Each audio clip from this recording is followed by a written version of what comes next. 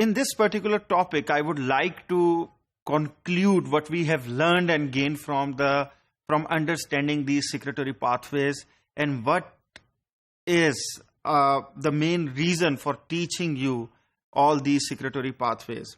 So biotech have a very close association in terms of its industrial processes, that how we can use these secretory systems. For example, type 1, which is also known as ATP binding cassette, these secretion can be used for the production of heterologous proteins, which can be easily secreted from the bacteria. So at the moment, this is the most used pathway for the use in biotechnology. And then type 3 secretions can be used to deliver proteins directly into eukaryotic cell cytosol. مثلا آپ کے پاس ایک ایسی protein ہے جس کو آپ ایک ایسے سسٹم میں آپ ڈالنا چاہتے ہیں کہ وہ یوکریوٹک سیل تک ڈائریکٹ پہنچ جائے. میں آپ کو ایک بات بتاؤں, when we are talking about live animals, تو these secretions, secretory systems have been underused still, I would like to say. مثلاً ہم لوگ وائرل سسٹمز یوز کرتے ہیں ٹرانسفیکٹ کرنے کے لیے. Why not to try to see کہ اگر ہم اس طرح کے بیکٹیریل سسٹمز یوز کر سکیں. I am giving you a very interesting P H D topic here. Type 4 secretions can be used to deliver complex proteins directly into host cells as well. So you have to basically take a protein of your choice اور اس کے and terminal پہ آپ نے type 4 ٹرانسلوکیشن domain ڈال دینی ہے, and it will ultimately be delivered to a host cell. اسی طریقے سے جو ٹائپ 4 سسٹم ہے اس سے آپ ڈی این اے بھی ڈیلیور کرا سکتے ہیں, which contributes to the spread of antibiotic resistance genes. If it didn't get edited, basically آپ لوگوں نے ایسی کافی ساری موویز دیکھی ہوں گی جس کے اندر ایک پیتھوجن ہے, اور وہ ایک پیتھوجن ایک پوری بڑی پاپولیشن کے اندر لگاتار تیز اسپریڈ کر رہا ہوتا ہے. تو امیجن ایک بیکٹیریا ہے, اس کے اندر ٹائپ 4 سیکریٹری سسٹم انہینسڈ ہو. صرف آپ ایک بیکٹیریا کی پاپولیشن کے اندر ایک جین ڈالیں گے اور الٹیمیٹلی وہ پوری کی پوری پاپولیشن کو وہ جین ٹرانسفر کر دے گا. لیٹ می گیو یو اندر ایگزامپل.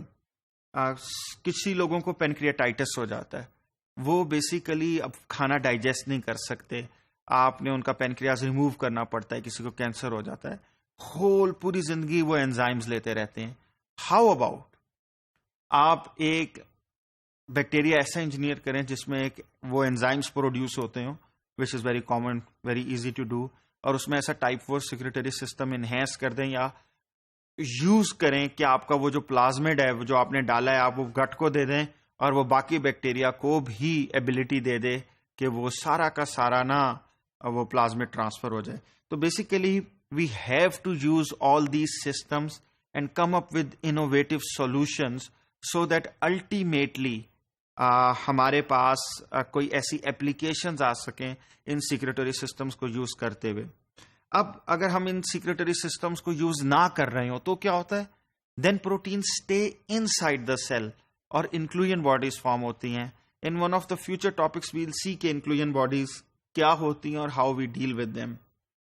لیکن I want to give you some homework today. In your assignment packs you will see کہ there are some protein sequences I am sending to your email accounts, جس میں سے آپ نے یہ دیکھنا ہے, پریڈکٹ کرنی ہے کہ سگنل سیکوینس کون سی ہے, اور کلیئر آپ کا آئیڈیا ہونا چاہیے کہ protein doesn't have a signal sequence. اگر ہے تو اس کا کیا مطلب ہے.